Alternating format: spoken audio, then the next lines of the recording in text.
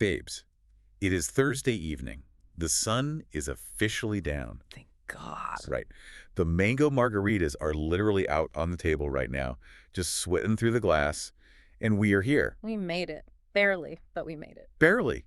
And honestly, I just want to wish everyone an amazing weekend right off the bat, because by the time most of you hear this, babes, it's basically the weekend. Oh, I'm already in weekend mode. Mentally, I clocked out on Tuesday at like 2 p.m. Exactly. But regardless of the day, regardless of whatever is happening in your life right now, we are here for the bullshit, the snark shit, and honestly, the spiral shit, because my brain is already spiraling. Oh, here we go. What TikTok rabbit hole did you fall down today? Because I know that look. What look? That is the exact look of someone who has been scrolling on their couch in the dark for 4 hours instead of, answering emails. Okay, first of all, rude. But accurate. Second of all, highly accurate. But actually, you were the one who brought this up to me before we started recording. You recently learned about sun and moon risings and horoscopes, and babes, we need to talk about this. Oh my God, yeah. Because my entire identity is in a full-blown crisis right now. Listen, I am not a crystal girly. I am an analytical, spreadsheet-loving cynic. You know this about me. You literally color code your grocery list. I do. It's efficient. But I was looking at this astrology breakdown, and it kind of gagged me. For the Snarks called babes who aren't deeply entrenched in this stuff, basically your sun sign is your core personality. Right. It's the baseline of who you are, the ego. But your moon sign, that is your emotional world. The messy stuff. Exactly. It's how you process feelings behind closed doors. And it really got me thinking, do we actually match our signs, or are we just choosing to believe the algorithm because it makes us feel perceived? Wait, I am fully my moon sign then. I process everything emotionally first. Literally, if someone looks at me slightly wrong at Starbucks, I am planning my emotional recovery for the rest of the week. You really are. But do you think you're more your sun or your moon? Because you are so analytical, you just compartmentalize everything. I think I perform my sun sign for the world, right? Like, I put on the blazer, I make the spreadsheets, but my moon sign is the reality running in the background. It's like a software update that's secretly draining your battery. Oh, that is such a good way to put it. Which is exactly why I brought this up, because does this stuff actually mean something, or are we just desperate to categorize ourselves because the world is absolute chaos? I mean, I choose to believe it. It completely excuses my toxic traits. Of course it does. No, seriously, if I send like 5 chaotic voice notes in a row, I could just be like, well, sorry, my moon is in Gemini. I literally can't help it. It's science. See, that's exactly the delusion I'm talking about. You're using the stars to excuse your complete lack of boundaries. I am. I totally am. But you know what? We're going to let it slide today because, babes, mango margaritas are on deck. Take a sip. Cheers to the delusion. Cheers. So you already know this is about to become a spiral evening. Settle in, grab your own drink, because we are pivoting into a really bold topic today. Let's talk about OnlyFans. Oh, my God. Yes, we are going there. We're going there. Babes, how do we actually feel about women doing legal sex work? Let me just set the baseline here, just so we are crystal clear on our stance. We support women making their own choices and getting their own money. Secure the bag, period. Always. Get paid, babes. Yeah. If you have the confidence in the market, do it. I am fiercely protective of women monetizing what is theirs. Right, same. But we also have to acknowledge the reality of this situation. We've heard a lot of negative things about the adult industry as a whole. That's for sure. The burnout, the lack of safety nets, the weird parasocial demands from subscribers. It's not just taking a cute selfie and buying a Mercedes like TikTok makes it seem. It is a grueling psychological grind. It really, really is. I've seen so many creators talking about the emotional toll it takes. You are basically on call 24/7 for people who legitimately think they own you. Yeah. It's terrifying to me. Honestly, I can't even judge the hustle because I literally closed my Feet Finder account 2 weeks ago. Shut up. You did not. That's it. You did not tell me this. Are you serious right now? I am so serious. I was like, let me see if these arches can pay for my overpriced iced coffees. Why not, right? Oh, my God. And turns out the foot market is highly saturated. I am screaming. You need perfect lighting. You need a specific niche. You need a whole marketing strategy. I got lazy. So I am in no position to judge anyone's side hustle. I just didn't have the work ethic for it. You holding a ring light to your toes in your living room is the funniest visual I have ever had in my life. It was humbling, truly humbling. But wait, this brings us perfectly into the deep dive, because we have been obsessively watching Margo's Got Money Troubles, and we have to get into episode 4, buddies. Because, babes, if you haven't watched this, pause this audio, go watch it, and come back. Yes. Go right now. This episode is literally everything we just talked about. It's about money, desperation, side hustles, and all the masks we put on to survive. Okay, let's get straight into our first segment, Money Talks, Morals Walk. Because this episode is an absolute masterclass in people making completely unhinged decisions for cash and then pretending they have some sort of moral high ground. And we have to start with our main girl, Margo. Oh, Margo, it just breaks my heart. Let's set the scene for the Snark Squad real quick. Margo is flat broke. She has little baby Bodhi. She is completely drowning in diapers and formula costs. So she goes all in on her OnlyFans persona, Hungry Ghost. Such a chaotic username. So chaotic. And it is the most Margo thing ever. She is sitting in her messy apartment, literally scrubbing baby poop off onesies, while actively rating explicit photos from men on the internet. But she's not just saying, like, hey, nice pic. Yeah. She is giving them full-blown literary critiques. She literally calls one guy's photo a quiet menace. A quiet menace. I died. It's so funny, but it's also so deeply sad. She's a writer, she's smart, and she is trying to apply her intellectual capital to, well, dick pics. I have a theory about this. Okay, hit me. It's a psychological defense mechanism. Margo is highly educated, right? But she's in a situation that completely strips away her perceived status. So by using complex, poetic language to grade these photos, she is trying to elevate the transaction. She's trying to stay above it, like, I might be doing this for $5, but I am still the smartest person in this dynamic. It's her way of keeping the mask on. That is so true. It's like she's trying to convince herself she's doing an art project, not survival sex work. Exactly. But the problem is the math isn't mathing. She's making literal pennies. And babes, when the bank account hits zero, the panic sets in. Margo realizes she needs scale. A few subscribers won't pay rent. She needs volume. Which brings us to the most chaotic networking attempt in the history of the internet. Oh my God, the DMs. Margo finds two massive local creators. Wang Mangler, 99, played by Rico Nasty, by the way, which was iconic casting. So iconic. And Succulent Rose. Margo wants to collaborate. And how does she pitch this highly professional business inquiry? Don't even say it. She sends them a $50 tip on their page. Which is insane. She literally cannot afford baby formula. And she drops $50 on a tip as a gamble. It's unhinged. And their response, they just message back, ah ha ha. They completely dismiss her. And this is where the moon sign jumps out. Margo completely spirals. She goes from, hey, let's do business, to full feral rage. She replies and calls them flat-lip, flat-ass, trash-shoot bitches. I gasped. I physically gasped in my living room when she typed that. But the gag is, it works. I know. In this deeply toxic, highly volatile online space, matching their energy is actually what gets their respect. They drop an address to their loft in Huntington Beach and basically say, come over. Which leads me into our next segment debate. Main character or main hustler? Because Margo constantly uses the excuse, I'm doing this for my baby. Always. Every reckless thing she does, she hides behind Bodhi. But is she really protecting her kid by driving to a stranger's weird sex loft that she got from an angry internet exchange? No, absolutely not. And I am so glad we are calling this out because my snark is bubbling over right now. Margo is entirely reckless. Listen, I get the desperation. I do. But you cannot tell me that walking into a random address in Huntington Beach to meet people you just insulted online is a motherly survival instinct. Yeah. That is an ego trip. She is chasing validation. She wants to be a big player. Okay, wait. I have to defend my girl just a little bit here. Yeah. Put yourself in her shoes. She is 20 years old. Give her She time. has no safety net. The father of her child is a literal married college professor who completely abandoned her. She's drowning. I mean, true. When you're drowning, you don't elegantly plan a business strategy. You grab the closest piece of driftwood, even if it has nails in it. She saw a chance to make real money, and she panicked and took it. I hear you, but let's look at the actual reality of that loft scene, because it completely shatters Margo's delusion. She walks in there expecting, what? Like a fun girls' night vibe with ring lights and margaritas. Yeah, she totally thought they were going to be besties. Instead, Rico Nasty and Lindsay Normington's characters immediately hit her with the cold, hard reality of the industry. It is a corporate boardroom disguised as a loft. It really was. They didn't even offer her drink. They just slid a non-disclosure agreement across the table. Exactly. They demand she sign the NDA. They tell her to completely scrub her personal social media.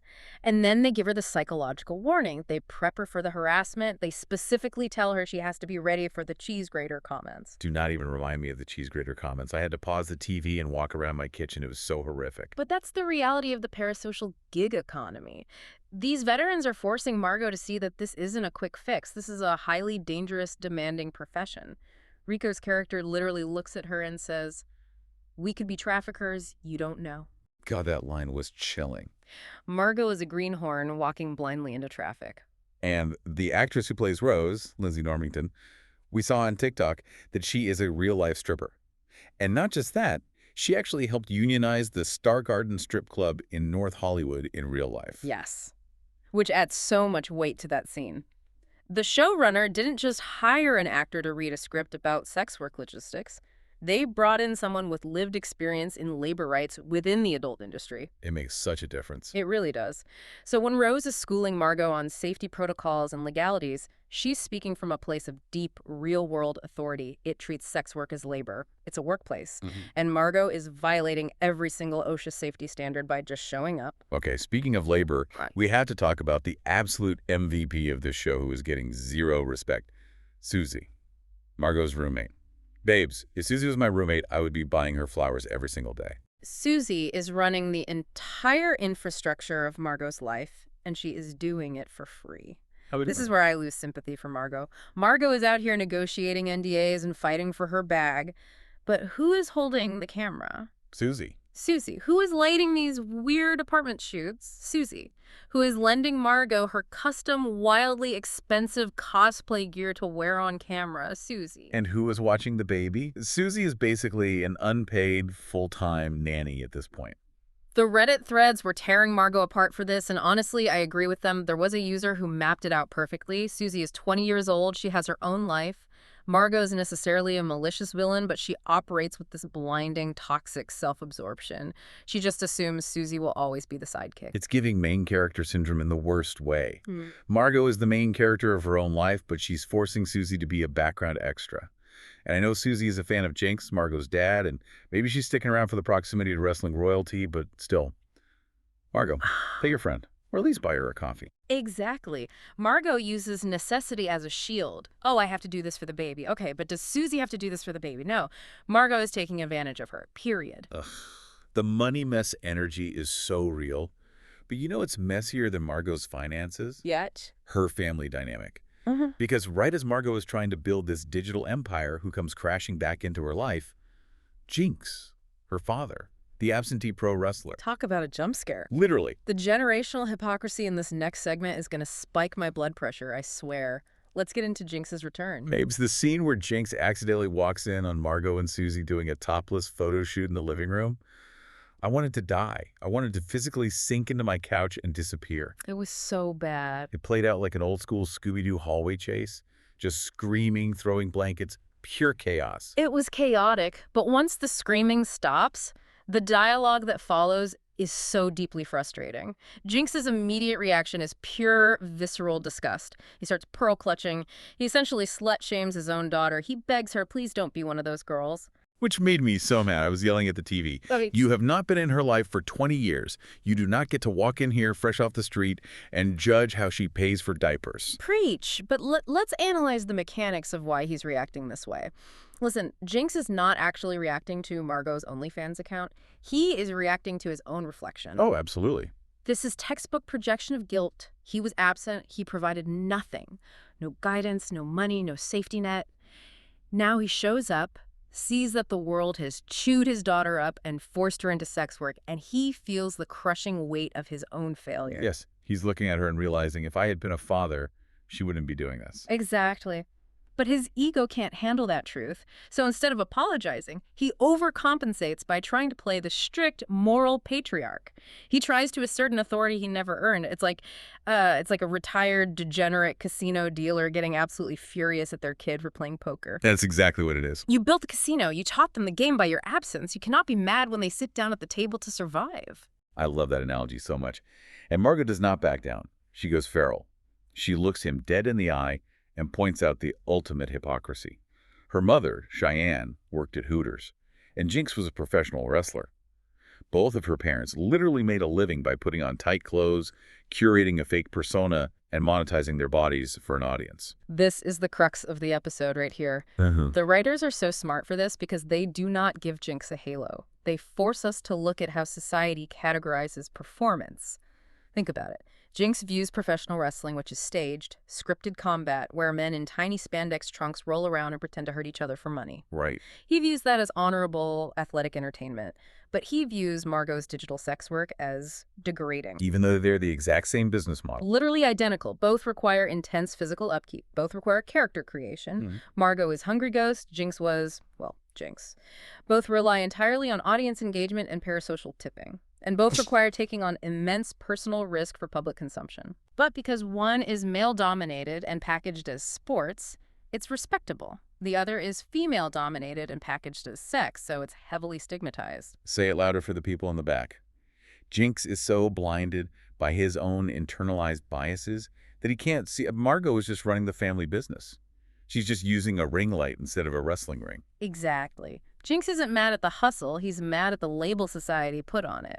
And honestly, it's giving massive boomer energy, like my trauma was honorable, your trauma is shameful. God, it's so toxic.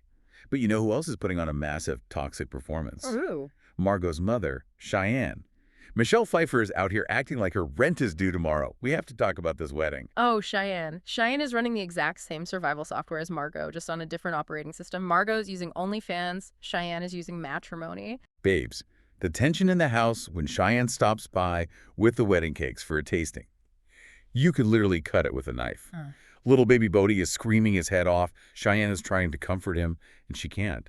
Then Jinx steps in, takes the baby, bounces him once, and the baby instantly falls asleep. Cheyenne's face in that moment. She looked like she wanted to set the house on fire. She was so furious. And I totally get it. Imagine struggling alone for 20 years, raising a kid, doing it all by yourself, and then the deadbeat dad rolls back into town, and your grandson instinctively feels safe with him. I would have thrown the wedding cake at the wall. It's a profound insult to her solitary struggle. But her reaction isn't just about the baby. It's about her entire current mental state, which is incredibly fragile because she is planning this wedding to Kenny. And this brings us back to the main character or main hustler debate. Cheyenne and Kenny are discussing the wedding plans. Kenny wants this big traditional celebration. Cheyenne is pushing back, acting like she just wants something small and spontaneous. But then she drops this monologue that honestly made me tear up. She admits she doesn't always like herself, but she likes the version of herself she gets to be when she's with Kenny. That line destroyed me because she is basically confessing that she is not marrying a man, she is marrying a feeling. She is marrying a costume. She describes getting married less like a romantic union of souls and more like buying a new car. Yes, she just wants the new car smell. Yes. She wants the respectability. She has spent decades playing the gritty, struggling single mom who works at a diner and deals with deadbeats. She is exhausted. She sees Kenny, who is stable and boring and normal, and she thinks, if I marry him, I become normal. The mask becomes my face. But that is the problem with running heavy software on a dying battery. You cannot sustain a lifelong marriage if the entire foundation is built on you using the other person as an emotional prop. She's essentially acting out a role, and the wedding stress she's feeling isn't about the cake flavors or the music. It is the crushing, unbearable weight of knowing she is about to commit to a 24/7 performance. Do you think they're going to make it? Because the Snark squad on Reddit was like, this is doomed. Cancel the catering immediately. I am with Reddit on this one. It is fundamentally doomed. You can't outrun yourself by putting on a white dress. Eventually, the resentment is going to build, the mask is going to slip, and Kenny is going to realize he married a ghost. Speaking of masks slipping, we have to talk about the main event of this episode. We've talked about the digital OnlyFans performance, the bridal performance, but now we have to return to the literal physical stage. Jinx decides to take Margo to a professional wrestling fan convention. This is such a tragic sequence. Jinx is reeling from Cheyenne, basically telling him he's worthless, so what does he do? He retreats to the only place where he ever felt he mattered. Nostalgia. And babes, the gag of the century. We were at this dingy wrestling convention, and who was playing Jinx's old tag team partner, Lace? Nicole. freak men. When she stepped on screen, my jaw unhinged. I had to rewind. The showrunner apparently joked that they were just trying to get poor Nicole some work, but let's be real, this was a massive flex. It is so iconic because she is completely breaking her typecast.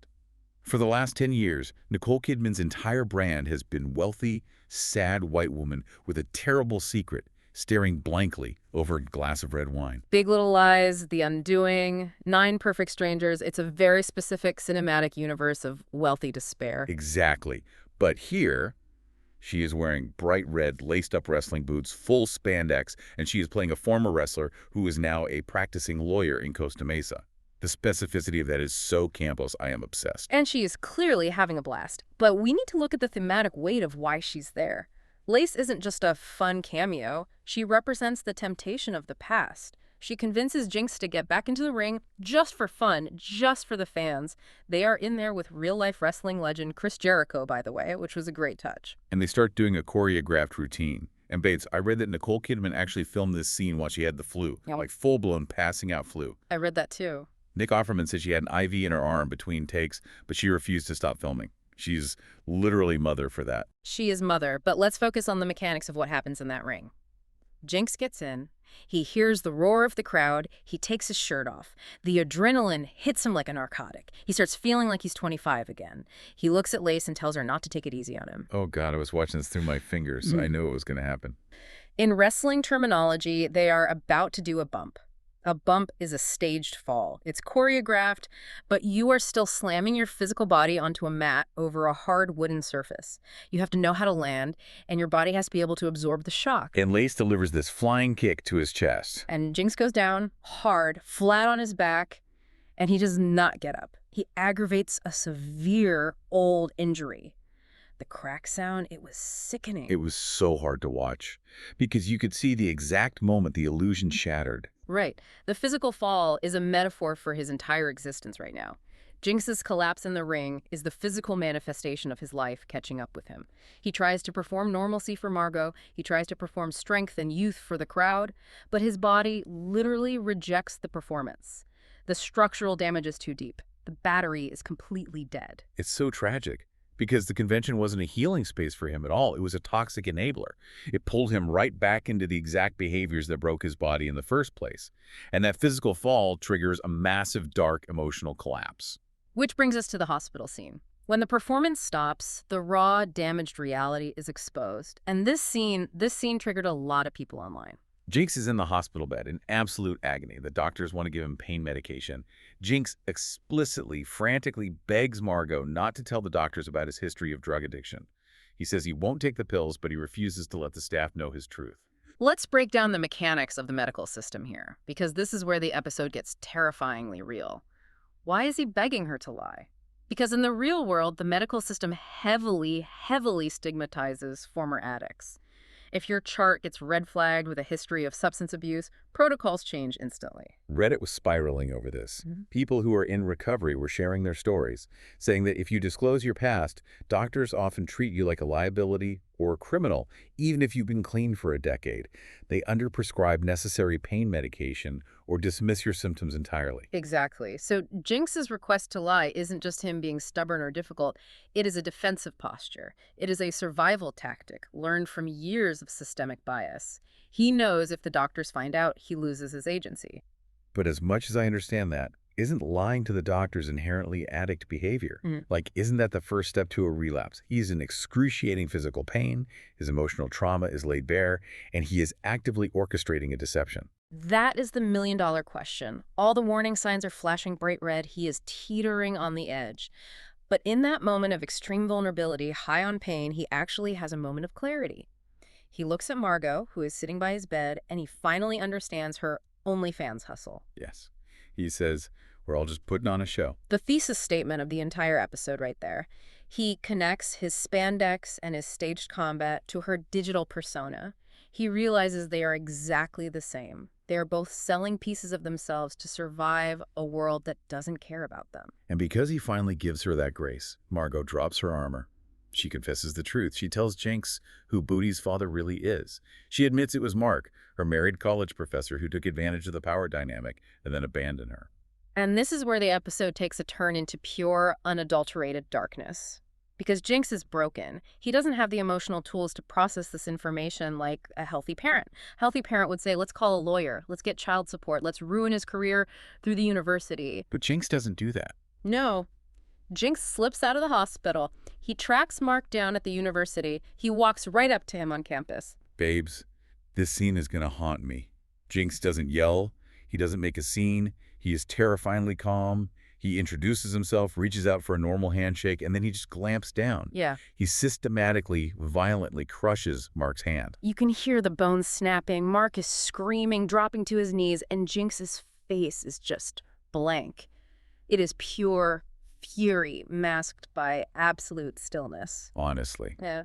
And I might get canceled for saying this, but my inner toxic trait was cheering. I was like, yes, break his hand. Mark ruined her life. He deserves it. Okay, reel it in. Let's be analytical here. Because yes, it is visceral vengeance. It feels incredibly satisfying in the moment. But let's look at the real-world mechanics of what Jinx just did. Violence is Jinx's love language. It's the only currency he understands. He missed 20 years of teaching and guiding Margo, so he reverts to being a physical enforcer. He uses violence as a proxy for parenting. Right. He's like, I can't fix your bank account, but I can break the hand of the man who hurt you. But did he actually help her? We need to talk about the fallout. By assaulting a tenured professor on a college campus in broad daylight, Jinx just created a massive legal liability. Oh my God. Wait. Yeah. The Snark squad on Reddit immediately called this out.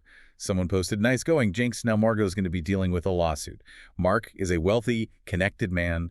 Jinx is a broke ex-wrestler. Mark is going to press charges. He could sue for damages.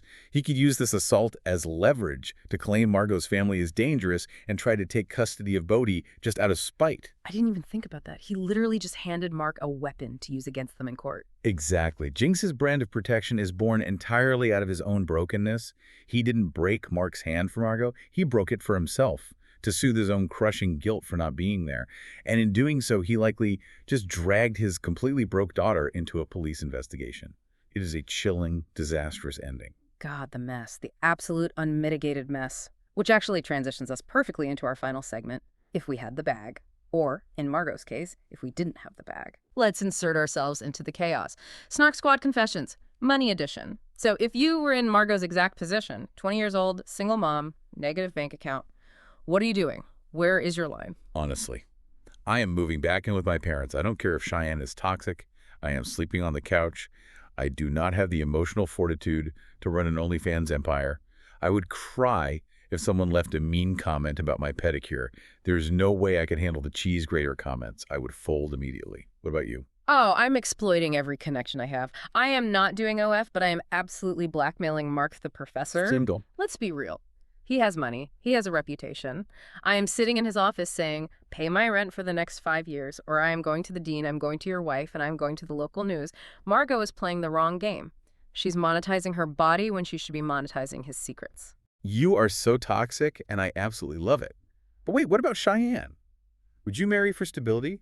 If Kenny offered to pay off all your student loans, but you had to pretend to love his boring golf stories for the rest of your life, are you saying yes? Mathematically, yes. Emotionally, I would last 6 months before I faked my own death and moved to Costa Rica. You can't outrun your own personality. True. The moon sign always wins in the end. Always.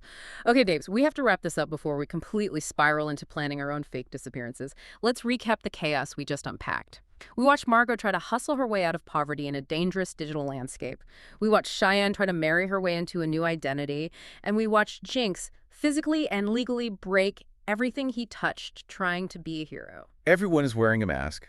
Everyone is putting on a show. But the reality is the money is running out and the audience is getting restless. And I guess my final thought for the Snark Squad is this. What happens when the money runs out and the audience stops clapping? Can any of them actually survive a face-to-face encounter with their true selves? Ooh, that is deep. I love that. Huge shout out to the Snark Squad for hanging out with us tonight. You guys are the absolute best. Please make sure to share this podcast with your messiest friend and leave us a rating and a review. 5 stars only, unless you want Jinx to come break your hand. Literally.